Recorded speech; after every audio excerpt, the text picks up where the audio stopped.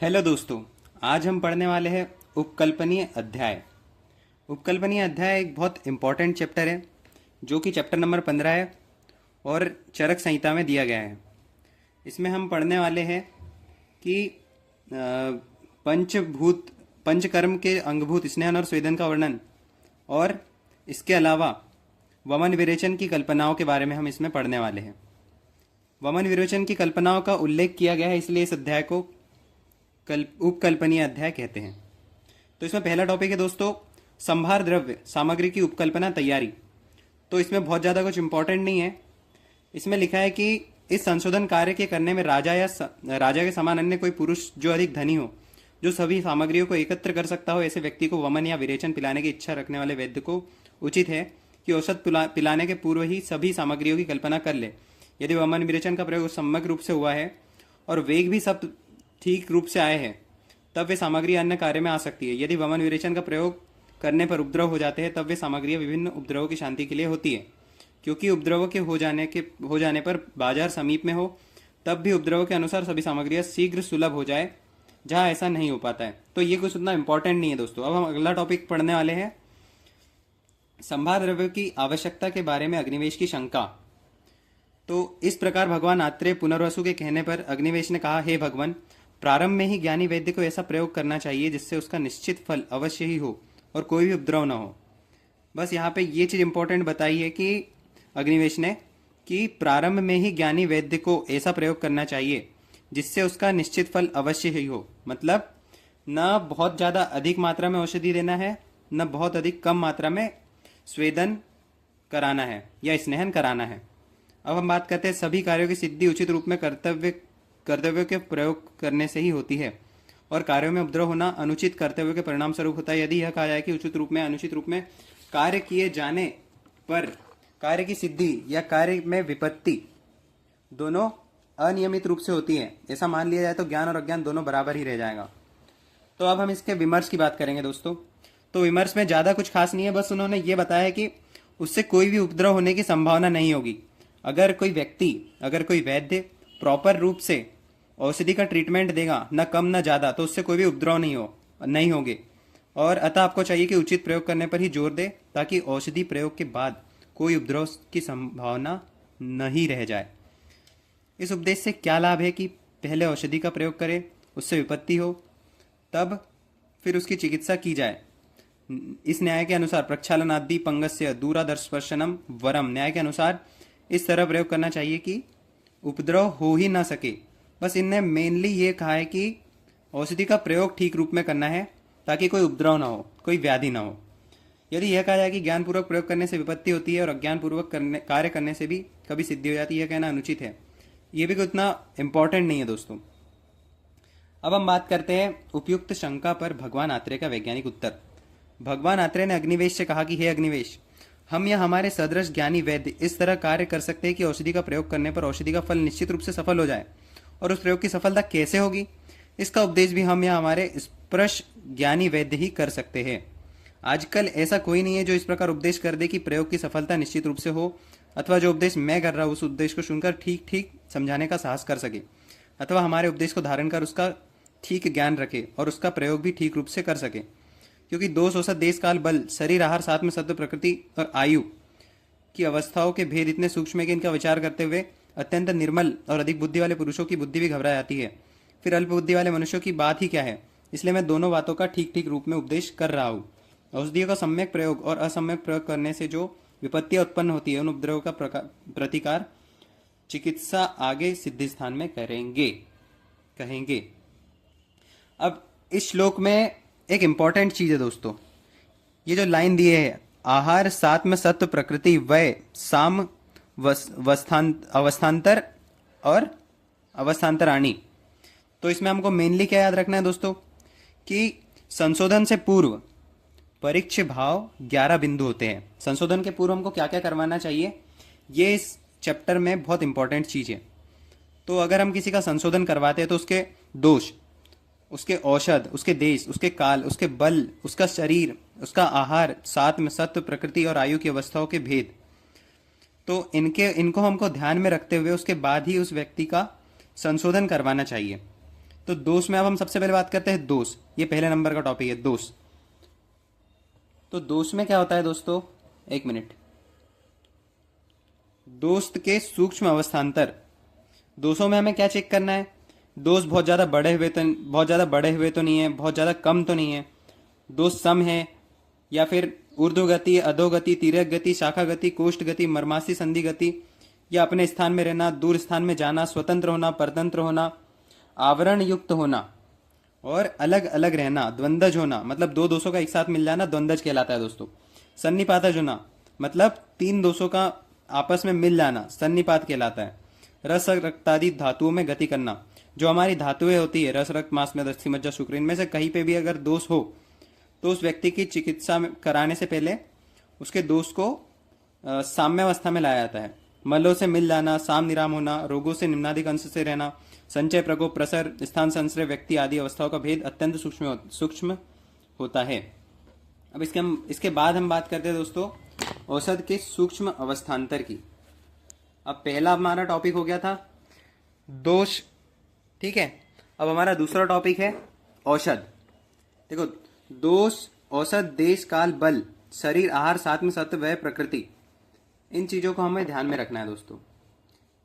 इस पूरे श्लोक का मेन मतलब इसी में छुपा हुआ है, ठीक है। तो अब हम बात करते हैं औषध की। तो औषधियां सूखी, गीली, बाल अवस्था, तरुण अवस्था।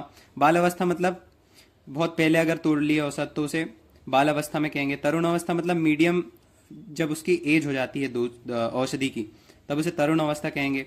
और मध्यम मतलब तरुण अवस्था के बाद जो मध्यम अवस्था होती है उसे हम कहेंगे मध्य अवस्था। और वृद्ध अवस्था मतलब दोष बहुत ज्यादा पुरानी हो चुकी है, औषध बहुत ज्यादा पुरानी हो चुकी है, तब उस औषध को निकालना, ये हो जाती है औषध, ठीक है। अब किसका गुण कैसा होगा आदि का विचार, कीड़े से ग्रस्त होना, अच्छी भूमि में उत्पन्न होना, छाया से या धूप से आक्रांत होना, आवश्यकता अनुसार या भिन्न भिन्न औषधियों का पांचांग, छाल, पत्र, पुष्प, बीज, फल, मूल, दूध आदि अंगों का लेना, स्वरस, क्वाथ, हिमफांट, चूर्ण, वटी, अवलेह, रसक्रिया आदि कल्पनाओं से प्रयोग करना तथा रस, गुण, वीर, विपाक आदि का विचार कर तथा प्रकृति सम संवेद, विकृति विषम संवेद आदि संयोगों का विचार करना अत्यंत सूक्ष्म होता है।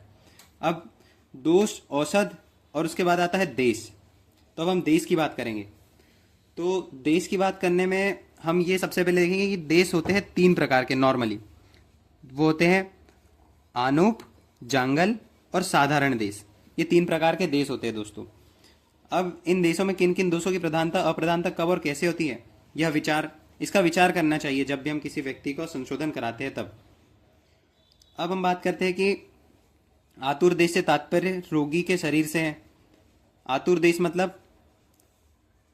मतलब वो देश जो मतलब भूमि और आतुर दो तरह के देश होते हैं। तो इसमें जो भूमि देश होता है वो अलग देश हो जाता है जिसमें प्लेन भूमि होती है, और आतुर देश दूसरे प्रकार से हो जाता है जिसमें रोगी के शरीर से है, ठीक है। जैसे एक ही रोग शरीर के भिन्न भिन्न देश में होने से उसके भिन्न भिन्न नाम, भिन्न भिन्न कार्य, भिन्न भिन्न वेदनाएं होती है। जैसे कोई व्यक्ति कश्मीर में रह रहा है तो वहां पे ऑब्वियस सी बात है कि कफ दोष बहुत बड़ा हुआ होगा उसके एरिया का, और कोई व्यक्ति राजस्थान में रह रहा है तो ऑब्वियस सी बात है उसमें पित्त दोष बढ़ा हुआ, उस एरिया में पित्त दोष बढ़ा हुआ होगा और कफ दोष बहुत कम होगा। तो देश के हिसाब से चिकित्सा इस तरह की जाती है दोस्तों। जैसे एक ही वायु सिर में जाएगी तो सिरासूल, और नेत्र में जाएंगी तो अक्षिशूल, और कान में जाएंगी तो कर्णशूल उत्पन्न कर सकती है। उसकी चिकित्सा देश के अनुसार की जाती है। अब हम बात करते हैं काल। तो काल नित्यक और आवस्थिक दो प्रकार के काल होते हैं।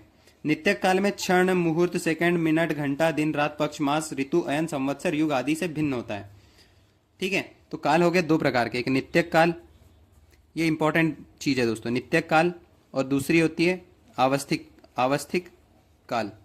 ये दो प्रकार के काल हो जाते हैं। तो नित्यक काल में क्या आ जाता है, जो नित्य क्षण क्षण में गतिशील हो रहा है। आप इस तरीके से याद रख सकते कि नित्य मतलब क्षण क्षण गतिशील हो रहा है, मतलब क्षण क्षण में मिनट, घंटा, दिन, रात, पक्ष, मास, ऋतु, ये साल हम ले सकते हैं।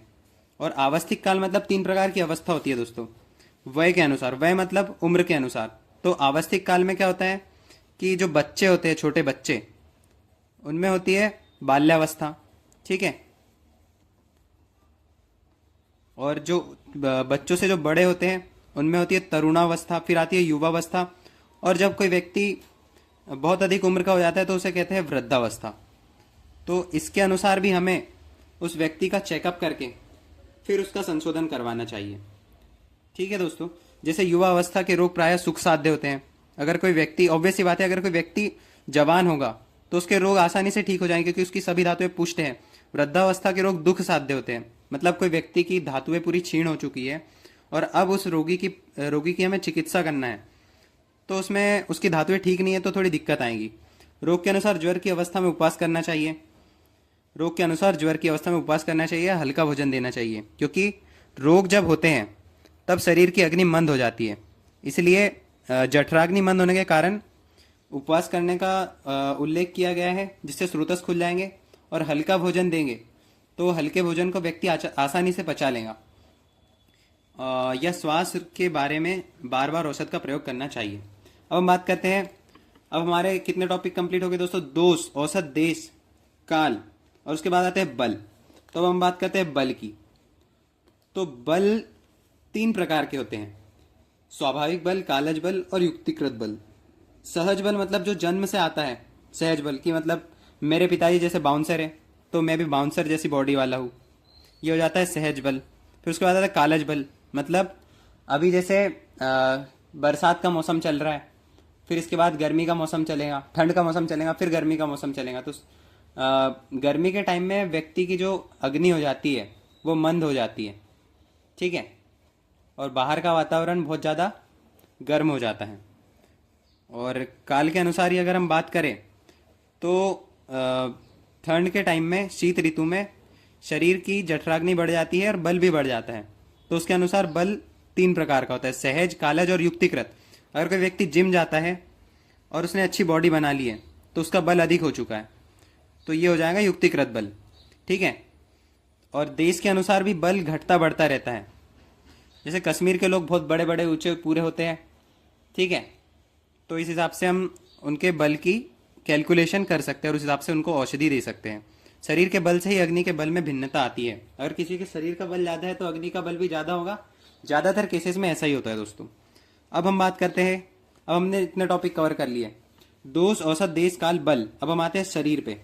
तो शरीर के सूक्ष्म अवस्थान्तर, शरीर के क्रश, क्रश मतलब बहुत ज़्यादा दुबला पतला, स्थूल, स्थूल मतलब मोटा ताजा व्यक्ति, सम, सम मतलब सम व्यक्ति, सामान्य व्यक्ति, मध्य मतलब मीडियम व्यक्ति, सार युक्त मतलब जिसमें बहुत ज़्यादा सार होगा, सार रहित मतलब जिसमें सार नहीं होगा, मृदु, कठोर, सुकुमार, सुकुमार मतलब जो सुकुमार मतलब हम ये समझ सकते हैं जो बहुत ज़्यादा कमज़ोर टाइप के व्यक्ति होते हैं, उसे हम सुकुमार कह सकते हैं, जिनका मन बहुत ज़्यादा कमज़ोर होता है।